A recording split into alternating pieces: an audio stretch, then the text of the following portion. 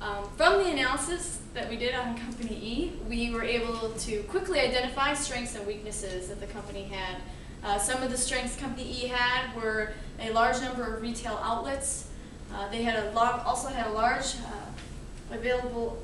cash available that they were sitting on. They had a strong presence in North America, particularly in the wholesale market, and they were also able to produce some of the lowest costs of pairs sold. However, on the weaknesses side, we've noticed a lot more opportunities for Company E. They did have a lack of diversification. The company was just mostly held up in North America wholesale. They weren't in private label. The internet segment was very weak, and there was a very low presence across all the other regions. They had spent a lot of money in marketing, as well as having a large amount of website costs. They also had, the market share was diminishing year over year, as well as their margins. And we realized quickly that there wasn't really a clear-cut plan for growth.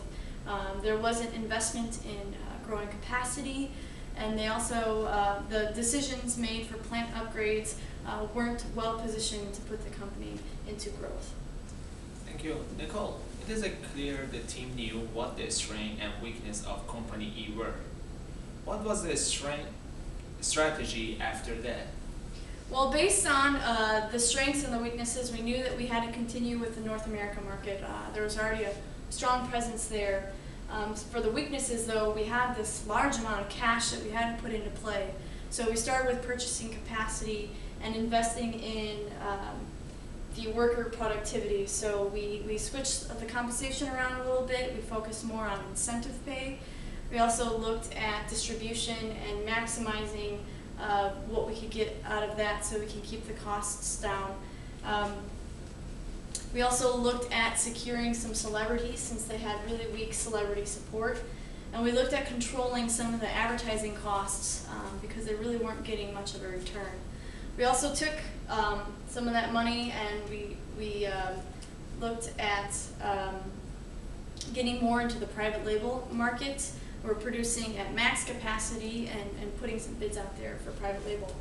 Before the actions, so at the end of year 14, this is the strategic map for North America. We can see the Company E, while they had a good position in the internet and wholesale, there was a ton of competitors ready right there to take over.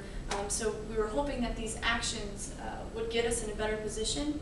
We anticipated a large jump in the share stock price. So prior to closing out year 15, we bought back some stock in anticipation of it increasing in value. Thank you, Nicole.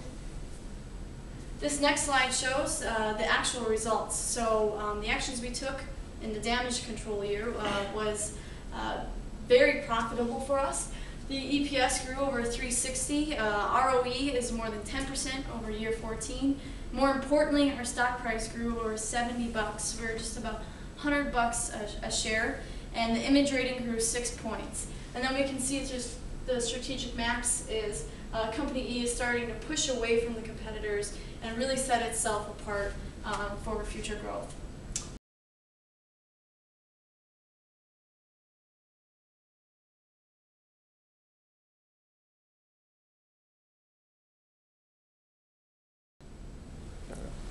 Nancy, now with Acme Footwear 2, the company faced a new challenge, which was to compete against Chinese companies that had similar characteristics and products as your company. How did you successfully compete against these new competitors? Well, that was a challenge actually, Eddie. I mean, we only had 2 years with this new company, so we were just adjusting to the new company, and then immediately we faced new competitors, and these new competitors are identical to us. So on top of that though, we had financial crisis also in the market, and we knew we needed to modify our strategies. And these are the actions we took. We wanted to differentiate our company, and one way to do that we thought was to increase models, and that would just differentiate our company from all the competitors, including the Chinese companies. So by doing that, increasing the models, we also knew we needed more outlets out there. And to increase our retail outlets, we increased our retailer support. The other action we took was we lowered our delivery time to stay competitive with all these other Chinese companies that we knew were probably going to mimic our delivery time. The last thing we did was we did pay a dividend. This was the first year we did that, and that was, again, to differentiate our company and also to create some value to our shareholders. So those were the three key actions we took. Now, these actions we weren't so sure of because there's new competitors, so we didn't know exactly how it would look after we initiated those new strategies. And as you can see here, our numbers did decline a bit. One of the reasons why our numbers or ROE and stock price declined was because we didn't calculate our material. At that time, we knew we had to rebalance our superior and standard materials. So that's why our costs kind of increased and hit some of our overall numbers. We also see here on the strategic map the Chinese companies right here indicated by the X near our company just taking that market share too. So we knew we had to react in some way and adjust to those minute problems. Even though we did have some problems going with the ROE and everything, our market share though was still a bit stable. It didn't get significantly impacted. Now if we go on to year 18 though, once we adjusted such as the material costs and rebalanced our superior and standard materials, we do see that our numbers improved significantly. Look at that stock price, it increased by $97. And also our strategy was working, especially in the internet segment for Asia Pacific. You see that the Chinese competitors are actually moving away from here, indicated of our company, just moving away from our strategy position there. And also on that wholesale segment, we do see the Chinese company being very close to us. But there, what we did is differentiate by celebrity appeal and also our retail support. So those were one of the strategies that made us compete effectively with the Chinese companies. Okay, Ray. So it looks like after several years of growth, Acme Footwear was running at full capacity. What option did you look at to handle this challenge?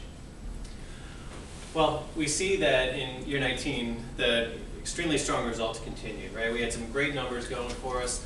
Again, we doubled our stock value with a $127 increase per share.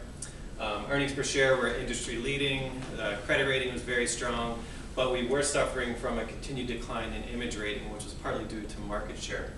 So that, coupled with our complete lack of capacity, we operated at 120% the previous year, makes it clear that we had a problem. So we looked at all of our options. There was not available capacity to buy. We did not want to build at this stage in the game, so we looked at acquiring competitors. We did have two failing companies in the market at this time, and we looked at Company B as the most undervalued company out there and the best option to match with our needs. So we looked at a cash purchase and an equity exchange, and we put both of those options in front of their executive staff to make a decision. When we looked at their financials, we see a company with a lot of value, $287 million in net worth, but their market value was closer to $60 million. So again, very undervalued. We see them at $4.60 a share, easy to acquire and fold this company into Acme Footwear and get the gains and the synergies that we need. So we put two options in front of them. The first was the cash offer at $85 million. Quick and easy out for the executive staff. But at that point we found out it was in a competitive bidding situation, and we wanted to give them something a little extra to think about for their shareholders and their value. So we came back to the table with an equity offer, which would basically work in that we would exchange one share of Acme Footwear stock for every 37 shares of Company B stock. It's going to give their shareholders an immediate equity stake in the industry-leading company, 42% increase in shareholder value right out of the gate, and an equity stake in a company that also has very strong projected growth, with 50% projected growth in year 20. So a lot of immediate benefits for the Company B shareholders. And in the end, the executive team of Company B did select our offer from the competitive bids, and we went into year 20 with the capacity and the image rating that we needed. Okay, Nicole, with the acquisition of Company B secured, what kind of exit strategy did the team envision for Acme Footwear? Ultimately, what we wanted to do, now that we had the acquisition, we had the assets of Company B, is we wanted to really set up the two companies in a strong position for future growth and success. So the next management company to come in, that they can just take it from there and build the two companies together. So we wanted to stay true to our segmentation strategy. We still wanted to win the segment, the internet segment, and have more than our fair share of the wholesale market and just our fair share of the private label market. We also wanted to look at differentiating ourselves. This was successful in the later years of our company and just setting ourselves apart from the competition. So continue with high to mid-level quality shoes and to help secure the larger market share, and also operating very efficiently as far as production and maximizing the capacity with the two companies combined. The capacity was ideal for growth. And lastly, looking at maintaining a very flexible, forward-thinking approach as new competitors enter the market. We need to stay ahead of them and anticipate the decisions that they were going to make. So the way we're going to get through this for the exit strategy is acquiring Company B, which is proven to help the success in year 20. This allowed us to get a large percentage of market share. We were able to have a high model count, high retailer count, high celebrity support. The two companies combined made for the ideal situation. We also looked at adjusting distribution just to maximize shipping and exchange rate advantages. It seemed as if every little tweak and decision we made was very important in this last year. We also looked at maximizing best practices and getting our employees to be more efficient so that they were ready to go forward with the company. And lastly, we wanted to continue to honor our shareholders. As Nancy had mentioned in previous slides, we started paying out dividends, and especially in year 20, we wanted to show our shareholders that we really valued their support the whole way through. We paid out a dividend of $20 a share. And we can see how successful the two companies combined were. Even with Company E moving all along throughout the years, the sales revenues for Company E went from just over $200 million to over $1.2 billion at year 20 with the acquisition. And then looking at net profit, we're seeing the same growth here, but really it's very accelerated at the end of the years here at 18 through 20. Just controlling costs, the acquisition, growing the market share, it all proved to be very successful and has allowed Company E to be in a great position for future growth.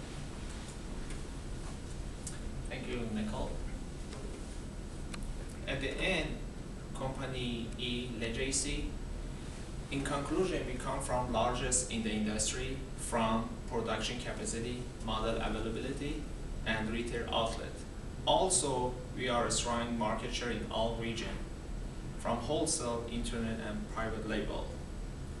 And then we have the highest in the industry from earning per share, return on equity, and stock price, and we have A+ credit rating. And so let's look at lowest production cost in Asia, competitive production cost in North America. Lastly, a strong history of celebrity appeal support, and we are really a strong position to enter new market and secure growth. Thank you so much. Thank you for spending the time to watch our presentation. We hope that you were able to see some of the challenges and struggles we faced as we the management team took care of Acme Footwear, and we hope you enjoyed the show.